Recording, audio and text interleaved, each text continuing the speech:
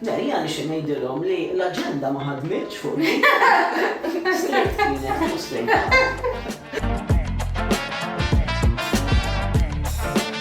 I'm Beli, I'm the coordinator of MGRM. Silvana, membru fil-kumitat u ġenitur ta' persuna trans. Jina Alex, ħaddim tal-NGRM u persuna trans ukoll. Mela, today the plan is to speak about what happened in Popolin, go a bit in details, have the space only for us, calma, no people jumping on us and speaking over what we say. How did we feel, to be honest? Ħanibda jiena għax jien kont il-persuna li ċemplu li biex insib nies oħra u nħossa vera kienet unfair li jien ma kontx naf għalkemm staqsejt min ħajkun hemm fil-programm għax fil-fatt staqsejt mod speċifiku ħajkun hemm nies li huma kontra ħajti, kontra jien min jien speċi, għax onestament jien ma ġobit noqgħod niddefendi jien min jien taf kif. U l-persuna fuq telefon għaltlu l-iktar forsi jkun hemm xi parent, xi ġenitur li maċċetta qed siba diffiċli jaċċettaw it-tfal. Allora jien speċi għara, fil-fatt qed tinxi nies oħra. U biex intasalem u ssib tas-soltu taf kif. It was a bit like no.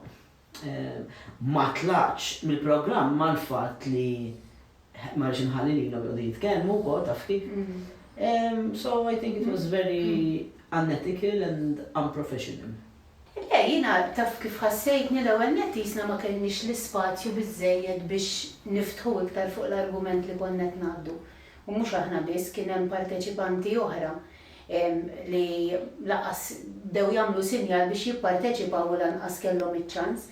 Meta inti m'għandekx spazju biżżejjed biex titkellem, qisu l-messaġġ tiegħek jaf ma jkunx ċar biżżejjed, jiġifieri naħseb li minnhom ma kienx ċar anki għal dawk li kienu fl-udjenza stess dak li kont qed ngħid jiena inftiehem x'ħażin jew le li probabbli hekk kien li inftiehem ħażin. 11 sena dan it-tifel qed igerfex qed jitħawwad qiegħed infixkel. Jiġifieri fit-tix għajnuna professjonali ħafna wkoll. Ma bdejtx nirreferi li fit-tix għajnuna ta' professjonisti biex b'xi mod insewwi jew nirranġa dak li xtaq ikun it-tifel, imma l-kuntrarju biex naraw kif nistgħu nissapportjawh. Naħseb li jkollok persuna fil-programm li forsi trid targumenta bil-ħsibijiet tagħha bl-opinjoni tagħha forsi huwa ġust sa ċertu punt sakemm tagħmlu b'mod ċivili. Imma li tkun fil-programm kontinwament, forsi meta xxandar il-programm il-fatt li f'xi ħinijiet kien hemm il-mikrofon magħluq, it-telespettaturi għalkemm kien hemm ħafna kummenti li d-diskussjoni ma kienitx ċara u it-telespettaturi ma bdewx jifhmu kien hemm ħafna fuq is-social media tat-tip ta' kummenti, però aħna li konna fl-istudju kien hemm għalija ħassejt li kien hemm iktar konfużjoni u li anke jien f'ċertu momenti ma bdejtx nifhem x'inhu jintqal għalfejn niddiskutu punt A u dawk li bdew jirribattu qed jiddiskutu punt B li bqajna punt B mill-bidu tal-programm sa tmiem il-programm bil-karti f'idejna u ħadd qisu ma seta' jiftaħ li kien hemm ħafna ġifieri persuni li setgħu jagħtu input tajjeb ħafna bħal tabiba li kien hemm l-avukat fejn jitlu l-leġiżlazzjonijiet. Aħna li konna parti mill-MGRM, persuni oħra trans li setgħu jagħtu l-perspettiva tagħhom. Naħseb li tibda tħossok kważi bla vuċi, f'gatt. I think the problem, as you said, the problem is ethical. So these conversations, and as we said as MGRM, we are able to have them, and we are ready to sit down with people and have these conversations if it's needed on national TV. But looking at it, having the risk of inviting people that are for the first time sitting in TV in front of someone who is disrespectful, who is it's very unethical when it comes to journalism, you know? And also the preparation of the program. The program was prepared to bring points that are problematic to a certain extent to us to go back and have a conversation that we used to have it 25 years ago in Malta. You know? It's like whether we have the right to exist or not. The thing is, now we have rights. We have laws that says non-discrimination and all of that. So if we can go back and have this conversation, can we go back and have a conversation about slavery? Can we discuss and people against and people with? Can we discuss the right for women to vote, for example? Like now on TV, on national TV. Why are we discussing this over and over and over? So, jiena xi ħaġa li vera, jien ma ħsibx naħdem il-programm għax kif qedtilkom staqsejt kif ħajkun. U sekond li ma narax television ma narax television ġenerali. U ġili tilaw li xi short reels taf kif pereżempju, u jidejjem nara xi pereżempju ċerta persuni jitkellmu fuq ħajjithom biss. Allura jien naħseb ħammar programm. U l-mistoqsija tiegħi għal ħafna reels li telaw li ta' persuni b'diżabilità, pereżempju. Xiex, dawn imorru fil-programm jieħdu 10 minn nies b'diżabilità u 3 minn nies li huma kontra l-ħajja tan nies b'diżabilità. Hekk isir is-soltu jinċert li għax ma naħsibx li. Mela għal xiex aħna eħemma li jiena rrid noqgħod niddefendi d-dritt li ngħix ħajja ugwali għal kulħadd. U vera, maħniex bizzejet umani, aħna inqas umani minn oħrajn. Għala, għax xi ħadd titħassru li ma titħassarnix, għax tarani ugwali għali, u tqabdek xiex, tqabdek rabja li jiena tnejx normali fis-soċjetà. Inti għandek bżonn tagħmel xi ħaġa mhux jiena, speċi jekk inti tqabdek ir-rabja jiena xi tnejx ħajti li nkun filgħodu naħseb snin immur għax-xogħol. Jekk dik tqabdek ir-rabja, għandek problema int. I feel the idea is we are not seen equal, and that conversation showed why these kind of our work is important, what we are doing is important, and it's still needed, you know.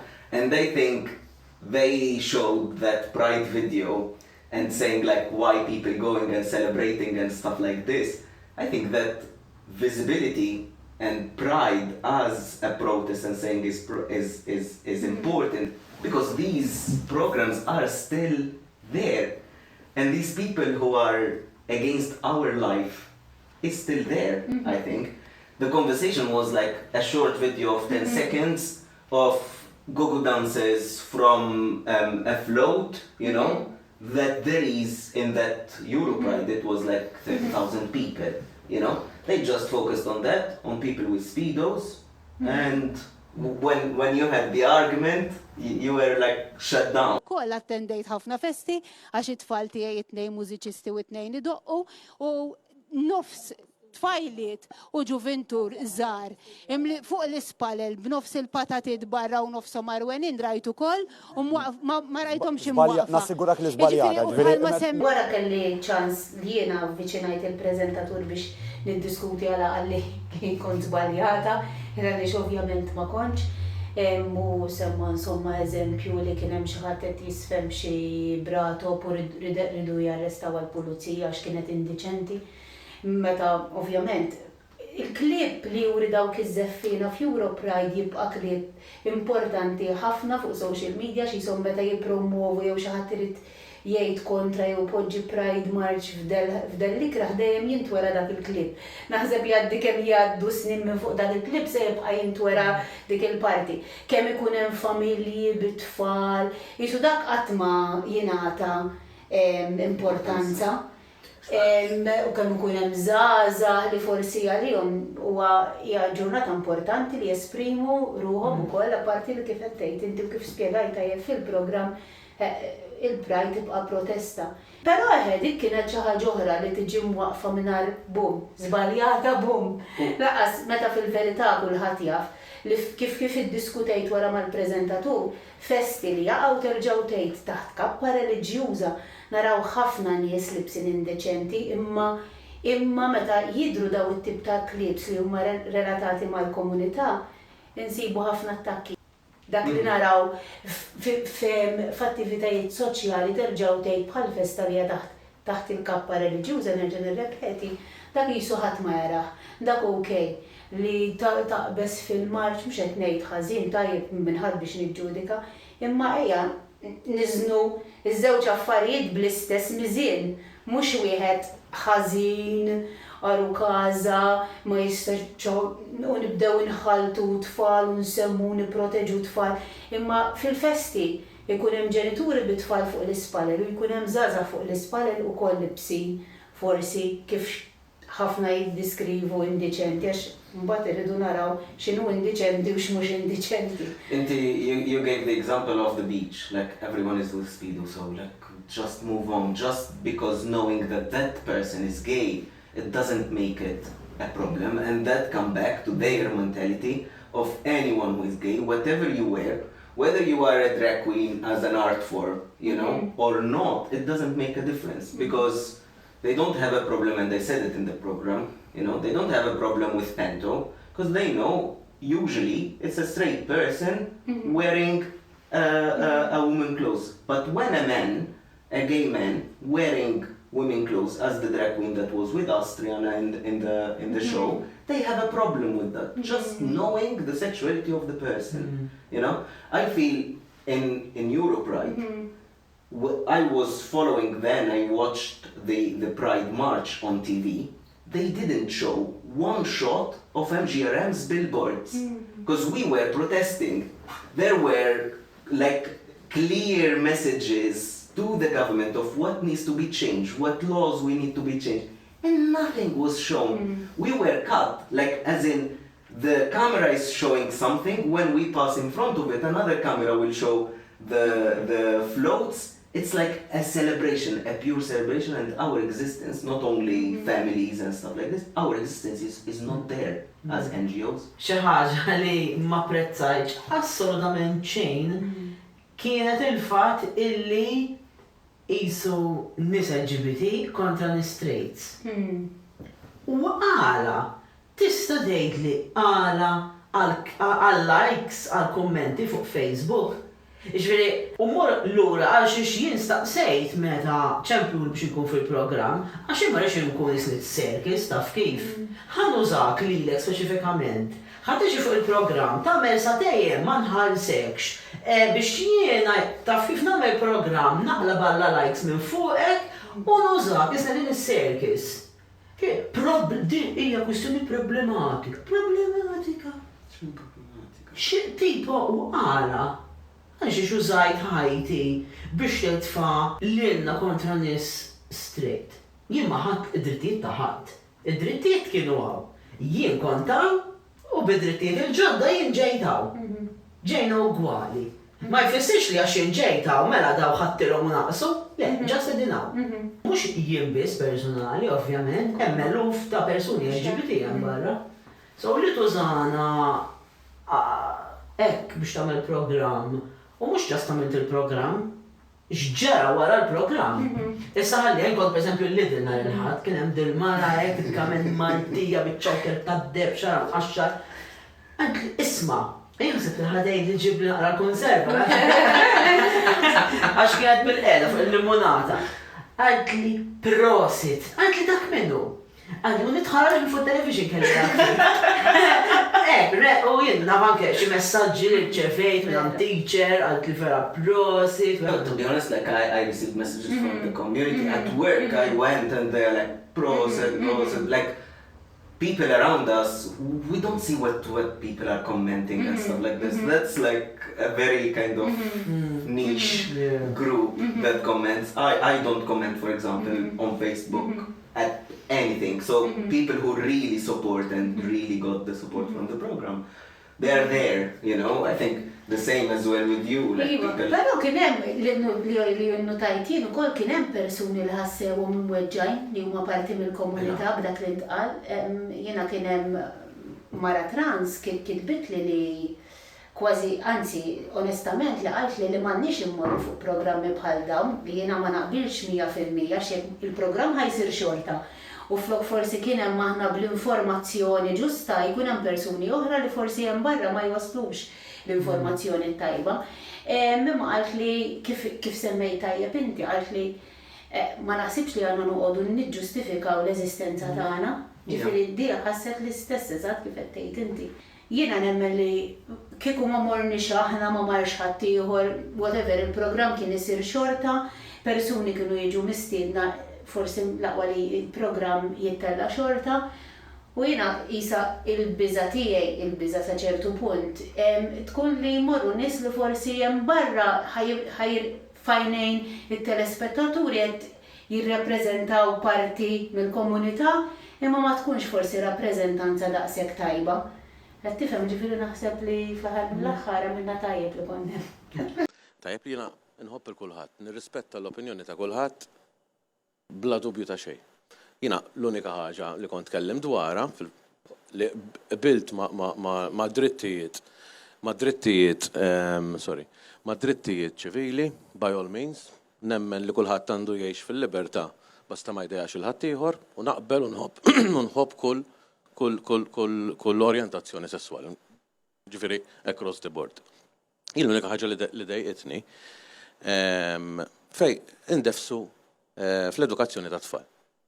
Dik assolutament jiena ma naqbilx ma' ħajn għandi tfal, tajjeb, u ma rridx tfal żgħar jiġu kif tajt id-dar daqsxejn infixklina xejdu. Jiġi d-dar jgħidlek isba' kien hemm xi ħadd li bes ta' marba, jitkellem vuċi ta' raġel, pereżempju, u jsaqsi daw domandi. Għaliex it-tifel jiena fil-klassi tiegħi kien hemm min kien jidher li gej. Qatt ma niftakar ġifieri li xi darba jarni aħna. Qatt u jien kont ilħobb il-kulħadd, ġifieri alla ħares kont nara anzi li xi ħadd jibbulli għal xi ħadd tajjeb minħabba l-orjentazzjoni or whatever, meta konna żgħar aħna ma konniex inkunu nafuhom dal-affarijiet, imma alla ħares kont nara xi ħadd jgħajjar xi ħadd forsi daqsxejn effeminati għax kont nisbel bil-kbir. Wan di tal-bullizmu, insomma, ma rridux impinġu stampa li mhix reali. Il-bullizmu għadu preżenti f'ħafna skejjer.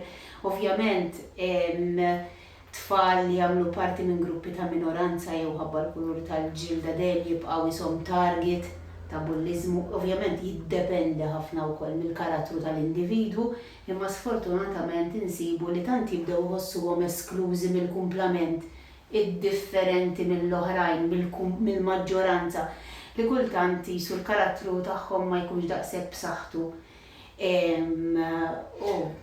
Bullying goes on every child, imma research showed that people from minorities, trans, gay, people with different ethnic origins, disability, have and kind of more chance to get bullied, you know. Our community is the highest in like suicidal attempt, you know. We are not speaking and saying no children are bullied, only us. We are saying that this is a serious thing. And why are we bullied for that, you know? For someone who identify as part of the LGBT community. Kienet ukoll ta' spiss imsemmija fil-programm, aħna nipproteġu l-tfal,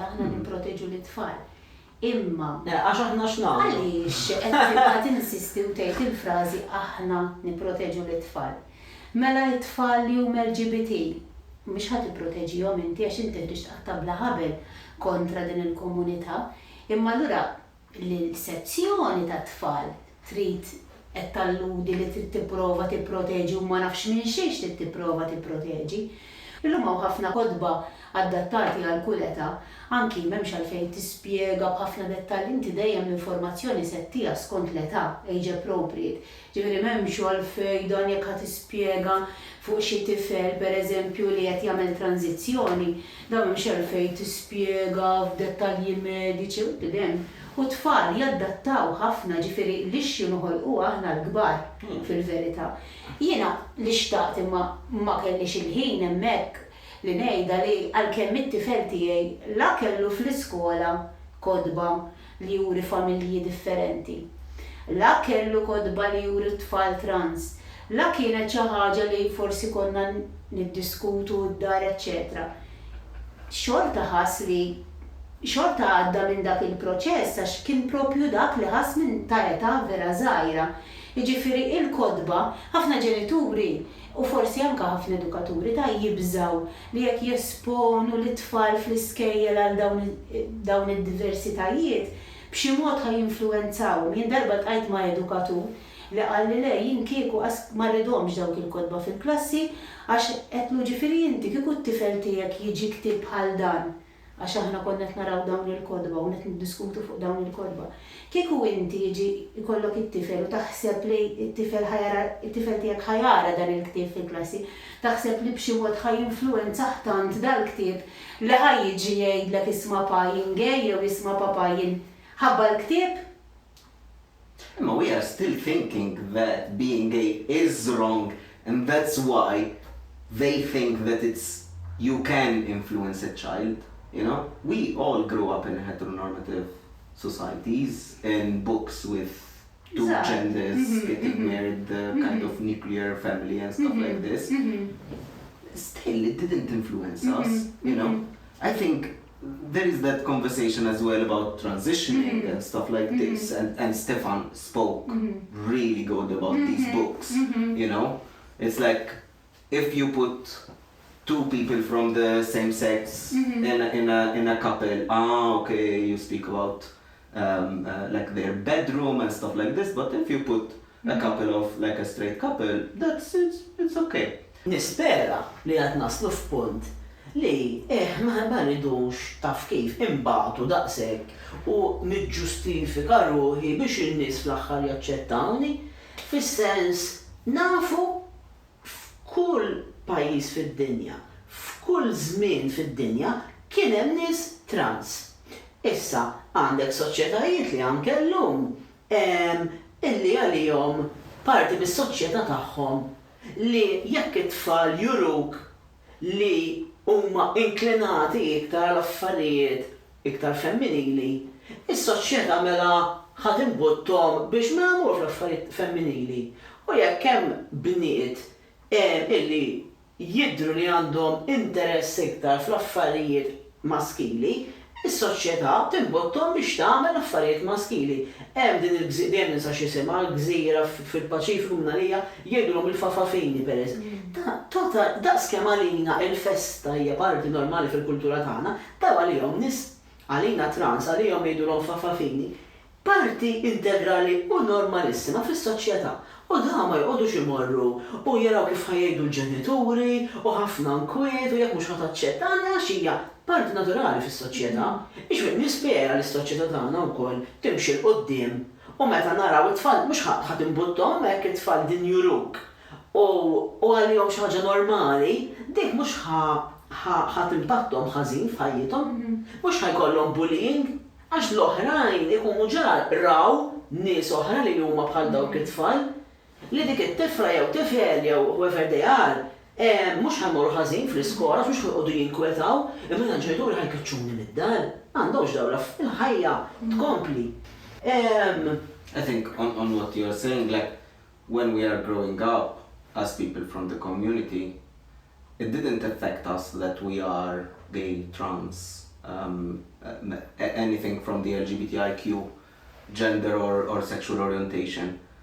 But what affects us is what people around us told us, what our families told us, what our friends did to us, what the laws are doing to us, what the society are looking at us when you go to work and you are not accepted when you go to study and you are not accepted when you need that coming out over and over and over with everyone, and you need to think a lot before telling someone or even presenting your partner as a partner, you know? And it's like a friend, and hiding everything and hiding our identities. That's what affected us. Like today, living as a gay person, I'm really happy. Like, I don't see my sexuality is affecting my mental health. It's the reaction of people.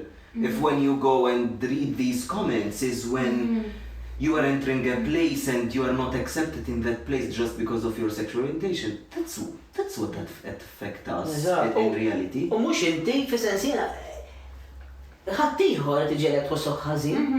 So, whatever. There are people, unlike you, who are genuine, people who will use it as a way to infiltrate into women's areas. We are living in a very patriarchal society.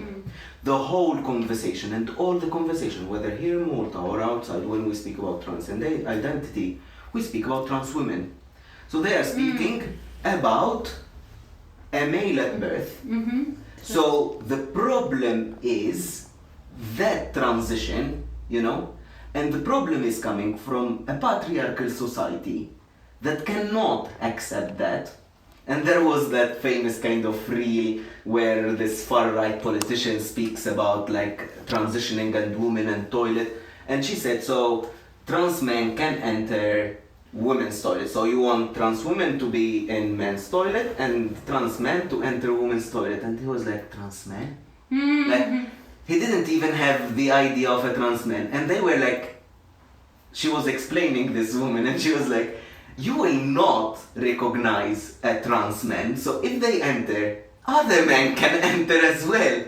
And he got super confused because their idea is against trans women. And that will get them to trans men, will get them to gay people, will get them to bisexual, will get them to... And it's a kind of a plan, it's an easy entrance to enter through non-binary, trans, lesbian, you know? Jippruvaw iġibu li trans nisa ħajattakkaw in-nisa. Hello, għanna waħda minn kull 3 nisa soffrit violenza domestika. Minn persuni trans, le, minn irġiel, iva. ċe ħadd m'għandu għalfejn transitionja biex jattakka n-nisa, it's happening. U nisa trans huma vittmi tal-irġiel ukoll.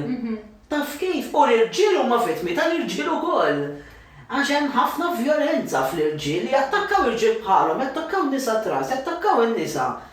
Taf kif? Il-problema qiegħda fil-grupp li ħadd meta jitkellem ħadd. X'qed jiġri bħalissa b'dawn tal-Istati Uniti li kienu jabbużaw l-tfal, x'isma'? Fejn Epstein. Fejn hemm in-nisa trans? Fejn hemm id-drag queens? Għax li fil-irġiel senjuri m'hemmx imdaħlin fiha. And that's what way they grow up kind of learning. Però l-argument ma kienx jagħmel sens laqqas għax inċident wieħed ma tistax imbagħad fuq inċident li ġara toħroġ bi statement li speċi huwa ta' periklu li mara trans tidħol fit-toilet tan-nisa. Sorry, tax, punt importanti li qed inti. Inti kif ġara fil-programm, għax kien hemm inċident wieħed li il-perpetrator kienet mara trans, ma in-nisa kollha f'min tfakrek f'dik? Il-barranin. Jekk barrani wieħed jisraq ħobża, mela l-barranin kollha ħżiena. Għax huma grupp ta' nies li għandna preġudizzju kontrihom. Ara jekk politikant wieħed seraq ħaġa. Ma mhux kollha hekk ta', mhux kollha jekk hu Malti. Ma mhux il-Maltin kollha dak biss. Imma hemm ċerta gruppi ta' nies li għax trans all right, jekk waħda mela ħawaħlu f'kulħadd. Barranin jekk wieħed f'kulħadd. Imma jekk Malti le u mhux wieħed. So fakkartni fiha tqabbadni ħafna nervi għax ma jistax ikunu, għax jew anke klassi soċjali. Jekk persuna tkun ġejja minn ċerta lokalitajiet ta' Malta u daw kollha hekk. U mbagħad ċert ikun ġej ma nafx minn St. Julian's, ma ħadd ma ngħidu St. Julian's kollha hekk, għax hemm ċerta preferenza bej gruppi ta' nies u oħrajn. L-aġenda hija mibnija bil-gideb minn fuq s'isfel. Jien għandi aġenda li kulħadd huwa ugwali. U dawk in-nies li mhumiex ugwali jridu niġġieldu biex isiru ugwali, dik l-aġenda tiegħi. Aġenda jiena li narata mħabba. Inti jekk inti għandek aġenda ta' mibeda, dik għejda l-aġenda ta' mibeda, imma jien m'għandix mibeda lejn ħadd. Jien qed ngħidlek jekk hawn nies li qegħdin hawn isfel u oħrajn qegħdin hawn, le, kulħadd irid ikun hawn. Dik hi l-aġenda tiegħi. Issa, inti għandek l-aġenda, l-oħrajn għandhom l-aġenda li huma qegħdin hawn. Bħalissa aħna jisnedina u jriduna hawn. Dik hi l-aġenda, jien mhux ħaniġi hawn. U jekk ħaniġi hawn ħaniġġildilha. Mhux ħaninżel hemm. U importanti li kulħadd ikun jaf illi din hija strateġija immirata u studjata, mhux kombinazzjoni. Conversion practices destroys the people. I grew up in a country where it's criminalized by 3 years in prison and they still gay. I want to say as fuck. This what we are speaking about. We are speaking about identities of people. People who can live, who can study, who can work, who can pay tax as anyone else in society. I agree. We are not speaking about what he's saying, agenda. The agenda, MGRM, me, I'm a co-coordinator of MGRM. I live in the community. I'm part of the community. Sylvain didn't call me and tell me what to do when he's doing laws. When he's doing laws, he goes to every community and speak to them. It's not something that is coming from up down. No, people like me, like Alex, like everyone in this room who are fighting for their rights. This agenda, this person, the difference is we work for the community, to the better, for people to live a better life. And these people work for us to have a worse life, not for them to have a better life. It's not for their life. Their life is like it is, whether we have right or not. It's not a cake. It's not a cake. If I have my rights, it's not taking from your right. Live your life and let us. L-ewwel ħaġa vera ma nixtieqx inkun it-tfal tiegħu. Nsika. I think whenever I started like at 17 years old, being part of NGOs and stuff like this, and we've been hearing that idea of agenda, and even in television, like, and it's the same like far right discussion in Tunisia. It's the same here, exactly the same. We are getting paid. We are getting funding from abroad. I don't know what abroad is, and who are the people sitting behind the desks, and like. For me, it's like I didn't do a membership and getting my paycheck every day, you know? And we are people who are here, who are volunteering our time just to make our lives and people like us and people beyond us equal, as Alex mentioned. Alright, let's say, for me, it is a political agenda. Ija, agenda politika tiegħi, assolutament, ġifieri, mhux ħanqod ngħid agenda, agenda. Again, ta' drittijiet umani li n-nies jgħixu ħajja kemm jista' jkun faċli, kemm jista' jkun safe u kwali għal kulħadd. Għandi agenda. Imma mbagħad inti għejdli x'inhi l-aġenda tiegħek. Tindaħalx.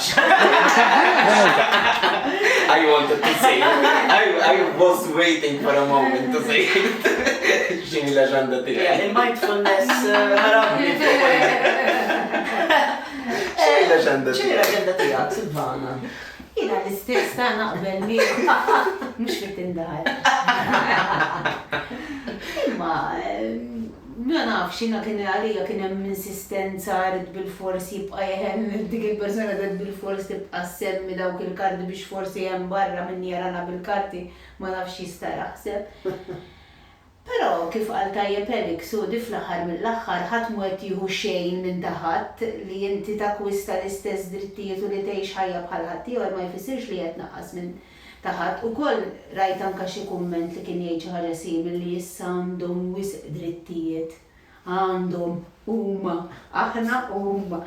Ġifieri imma l-istess kien argument jisu ma nafx biex forsi hemm barra jitfax daw li kraħ li hemm xi propaganda għaddejja, forsi l-aġenda li nikkonvertu n-nies li. Jien għamilt 8 snin naħdem bħala l-SC John Skejer. U jisu il-situazzjoni tal-LGBT istess bħal persuni b'diżabilità. Fis-sens li l-ġurnata m'għandniex persuni b'diżabilità imsakrin x'imkien ħadd ma jaf bihom, illum il-ġurnata qegħdin fl-iskejjel mal-oħrajn biex it-tfal jitgħallmu jgħixu ma' ħadd ieħor. X'jiġifieri jkollok l-awtiżmu? X'jiġifieri jkollok l-ADHD? Taf kif it-tfal l-oħra jkunu jafu dak għandu l-awtiżmu, wela aħjar ma ngħajjarx għax idejjaqhom is-sensi li titgħallem tmur ma' ħadd ieħor. U din l-istess ħaġa. Gay, all right. Meta wasalt li sieħbek għalek isma' naħseb gay, ma tgħajrux, xogħol tibqa' ħbieb miegħu. Taf kif? L-istess ħaġa, jekk isek qed titgħallem tgħix ma' persuni differenti. Ma jfissirx għax fi klassi għandek xi ħadd bl-awtiżmu, int ħassir bl-awtiżmu, x'għandu x'jaqsam. Taf kif? Anzi, l-iktar forsi. Tgħid, taf li jiena forsi jaf għandi. Għax anke jena jdi għan l-istorbju, anke jena nsiba diffiċli bħafna dawl, anke jenek, anke ħan nitkellem ma' teacher per eżempju, għax inti qed tara li n-nies madwar qed titgħallem minn ħaddieħor, hemm jiżgħu mera. Ħalli ma tkunx gej, forsi joħtok tkun gej, jew tsitek, mhux taf kif. Qegħdin ngħixu f'soċjetà flimkien. Ġifieri jiena dik hija soċjetà li jisni. Jiena naħdem fi skola sewwa għalkemm jiena nżomm il-ħajja, jiena magħmula li l-ħajja tax-xogħol tiegħi inħalli l-bot il-ħajja privata minna, però ovvjament dak li nagħmel pubblikament ħajaraħ kulħadd. U ħafna tfal jiena nħossa li kważi hija plus inesit għax ħafna tfal jirrikorru lejk, pereżempju kif qed tgħid tajjeb inti pereżempju, ġieli pereżempju kellna Parents Day u tiġi n-nanna ta' student u tgħidlek għax jien anke t-tifla ta' miss rajtek, jien anke t-tifla wara l-bidu ħadta bi kbira ta' jew pereżempju, u mbagħad ġieli pereżempju kif xi ħadd jgħajjar il xi ħadd kont ngħidlu pereżempju tinsix li kulħadd ikollu fil-familja x'jien inkun naf. U dak ħafna kliem żejjed insomma jaqafem b'mod diskret ovvjament. Imma kif qed tgħid tajjeb inti li t-tfal ikunu esposti għal realtajiet differenti li jkollhom l-informazzjoni tajba. Jiena niftakar Miles rid jaqsam l-esperjenza tiegħu meta he came out socially as a trans person. Talab lill-assistant head ta' fejn kien imur skola għalla jiena lesti nagħmel preżentazzjoni fl-assembly.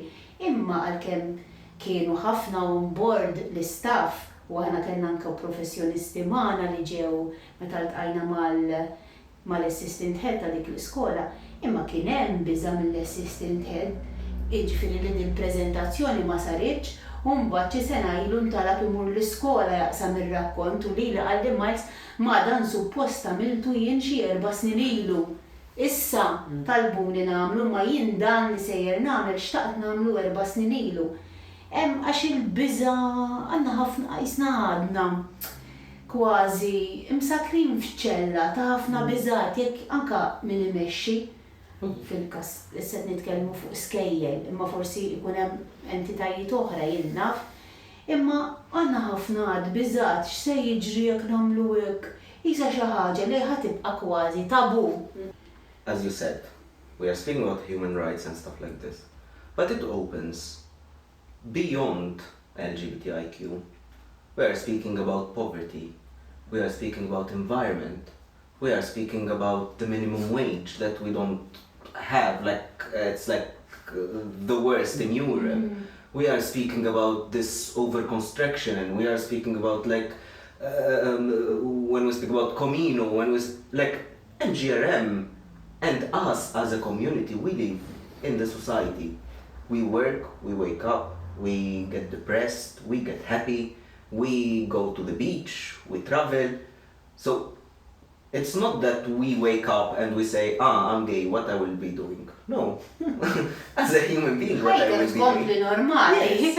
And we work as anyone else. So if we have everything, our fight is not only for our rights, but also it opens to everyone else.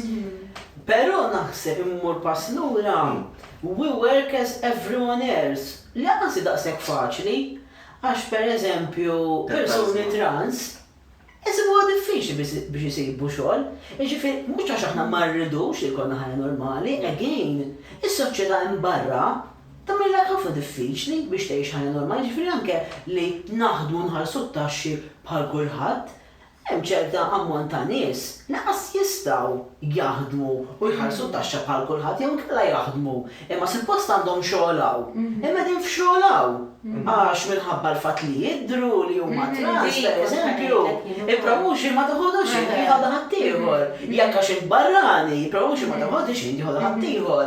Ġifieri xorta fl-iskala anke hemmhekk fil-basics ukoll naraw jien naf inkellmu housing.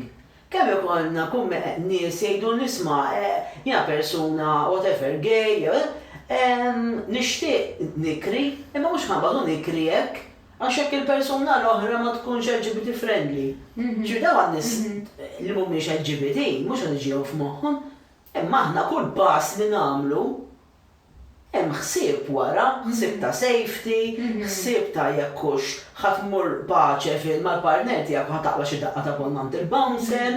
Ġifieri hemm ħafna affarijiet li oħrajn, nies oħrajn qas jaħsbuha u lucky. Ma hemm ċerta barriers. And we got them and we went through them, and the hate speech and the hate crimes that we hear is motivated through that, you know. And as like the doctor said, children when they grow up normalizing something, they don't even care about it. It's just there and it exists. As the communities that you mentioned, you grow up and it's there. It's not even a thought that it's there, you know. And then when you change it, it's oof, you know. As when you say to someone, we are eating rabbits, you know, someone who never ate rabbits and they see them as pets. And you tell them in Malta we eat rabbits. They go crazy. Like, no, impossible, you know. Because they are not used to it. And it becomes wrong just because they are not used to it. When you grow up here in Malta or in Tunisia, you know, you eat rabbits. But cool. Tfal jiġu aċċettati, taf kif, ħajfjorixxu, jkomplu l-iskola tagħhom ma jifqux, speċi bħala persuni trans illum il-ġurnata, inkomplu nistudjaw għandna xogħol, insibu ħafna herders, imma għax hawn dawn il-liġijiet u għax hawn dan awareness ħajjitna ħafna ħjar minn qabel, ġifieri u forsi hawn minoranza li għandhom vuċi kbira, ma fil-verità naħseb li s-soċjetà Maltija inbidlet u bidlet tassew. Ġifieri affarijiet li vera jagħmluni kburi li jien Malti. Jiena kburi li jien Malti. Missek waħħad mill-bandiera. Kburi li għandna Għandu bżonn il-penti. 58 snin, is-soċjetà nbidlet ħafna u tipo. Anke l-fatt li jisek għandek il-basics ta' ħajtek xi mod jew ieħor li jirnexxilek ikollok, x'in mill-ġurnata jisu tgħidlek mhux kulħadd u dik ċert. Imma jisofna mill-ġenituri llum b'xi mod jew ieħor jifhmu. Ħbieb speċjalment jien dejjem ngħid bħalissa nagħmel masters tiegħi. U jidher pereżempju fejn jidħlu ħbieb, kważi kemm kienet 89% li ma kellhomx problemi mal-ħbieb, 89% u ħafna kważi kulħadd ma kellux problemi. Fejn tidħol il-familja wkoll tal-persuni trans kienet xi 69-70% ġifieri ngħidu ammonti kbar. Ġifieri imxejna quddiem ħafna u naħseb jien li fred interessanti huwa kif il-liġijiet jisom taw dik l-ispinta lin-nies li jisma' għandi l-liġi li qed tissarfa gwardjani issa il-liġi qiegħda u s-soċjetà għadha qed tilħaq. Imma naħseb kien hemm dik l-ispinta l-fatt li bħala persuni trans nistgħu nbidlu d-dokumenti. U jiena meta mmur għall-interview dawn ma jafux li jiena trans, taf kif. Tgħid li ħażin li għax jarawk trans għandek ċans ma tuħux ix-xogħol, vera. Imma jien ngħidu li għall-inqas waħda mill-problemi m'għaddix hemm. Li għall-inqas jien għandi d-dokument u suq mexxi. No, I think we can all appreciate the laws that exist, you know. Doesn't mean that there isn't a better step forward, you know. Like, I remember we had people that in Job Plus, and because really they know the system and they know the situation, the person in the Job Plus told them, don't say that you are a trans person, you know, and go with their kind of not with their gender, you know. So just because they are starting their transition, they are not kind of their gender expression is different from their gender, so they told them to not say in Malta, you know, where we say the laws is great. Biex nagħmlu ċara li suq Jobs Plus qalulhom turux għax jafu li żgħażagħ li jidhru taf kif mhux tipikament raġel, tipikament mara ma jsibux xogħol biex nagħmlu ċara li jkunu għalhekk qalulhom. Of course. The problems that we saw in the news, like recently, the trans person that was discriminated in her work and stuff like this. These realities, we face them, and it's not only social, you know. Għawżon bidliet. L-intersectionalità. Le. Ma jien gustaħijiet aġenda. Agenda. With the French Agenda. Imma, il-Malti Ġejna. coming slowly, you know. Arabic, French, English, il-Malti ġej. Le, there is changes that needs to be done. And done in terms of policies when we speak about migration, when we speak about trans identity, when we speak about our most vulnerable within society, when we speak about education, you know, like there is nothing. Yesterday we were in a like round table of hate speech.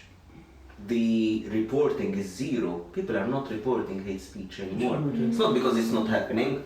I can see it like ħafna kommenti fuq il-Popolin videos are horrible, you know? You don't want even to see them. But people are not reporting anymore because I don't know, you know? Like they don't feel that the system is working, you know? So it's very important to acknowledge what we have as well, you know? And we are in a step where I'm very proud when I went to do my BA. I entered and they didn't even double think about it. You know, when I introduced my partner to my colleagues or to my lecturers, I was like, this is my partner. When I did a performance and I'm like writing something personal and it's something about my sexuality and my family and stuff like that, I didn't even think that it might be a problem. And that's amazing, you know? It opened up a lot of conversations that are not whether you exist or not. It's like why this is happening, the post-colonial and like conversations that are needed in society. Imma kultant jistajt il-kas il-salijiet jgħid dari li jisum f'ċertu ambjenti, meta hemm ċertu forsi anka livell ma nafx edukazzjoni. Ma nafx dik tagħmilx differenza, għax naħseb kultant il-biża' tkun ġejja anki il-biża' li ġallek inti forsi toħroġ ċertu kummenti, ċertu taf kif il-biża' jisa kultant ġejja minn nuqqas ta' għarfien, minn lack of knowledge, naħseb That's why it's għax jiswali homophobia. x'in-nies jibżgħu pereżempju minn persuni trans, għax forsi inti m'għandekx biżżejjed għarfien fuq persuni trans. Għalfejn in-nies taħseb li jissa b'dawn il-leġiżlazzjonijiet xi ħadd jista' llum jgħid jien raġel, jien rajda t-tip ta' kummenti li qal ma issa nħawdu tfal, jiġi tifel fi klassi u jgħid illum tifel u la jmur jgħidulhom jiena tifla.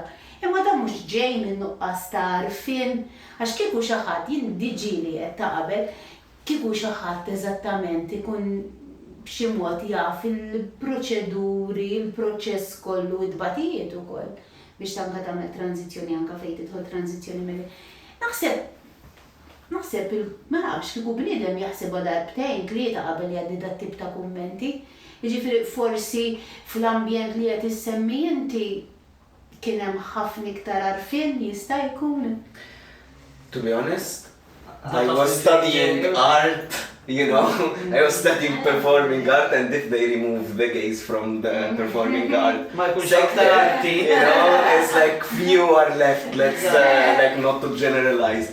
Imma, like, we are a big community in our class, like we were a majority as people from the community. So, yes, the presence and being there, it's important. And I think more than the information, the belief. The belief is so hard to change because people feel that you attack them, that they feel, and it's not true, that moment, all their life, they were kind of stupid for thinking like that, and it's not true. There isn't the idea of critical thinking, of sitting down and saying, I might be wrong. And in every conversation, I might be wrong, and there is a possibility that I'm wrong. And I think what kind of narrow it down, what is hurting me? If Alex come today and say he's a man and tomorrow he say he's a woman, what's the difference? Like, Bħalma kien hemm l-argument anke tal-isem. X'differenza se tagħmellek inti? X'differenza se tagħmellek Il-pronouns. fil-pronouns? Pero dik jien ma naraħniex bħala nuqqas ta' għarfien, anzi, għandek l-arfin u ma tridx imma issa jew għax għandek ħafna twieq f'ħajtek u tittoqgħod taf kif tagħmel ħajja ta' ħadd ieħor miżerabbli. Però ma naħsibx li dejjem nuqqas edukazzjoni taf kif. Però li għal dalil istess speċi hemm ċerta affarijiet jien naf għadha kemm ċemmit lid-dentista. Tisma' ġebilek il-partner tiegħi il-bira u ġas il-konverzazzjoni komplet taf kif. Jew niftakar darba wkoll il-podjet jistetlu ma nafx għandix ngħidlek, m'għandix idea għax ma nifhimx dawn l-affarijiet, għedlu imma jiena persuna trans qed ma nafx assuletti u hekk. Dak ħares lejja ħaseb li millum ta' mhix differenza. U kompla d-dej. U laqalli għax ġieli jagħmluli. Stider li trans nara. Thank you. Ek jider persuna trans ġieli għastider ta' feġġas għalli.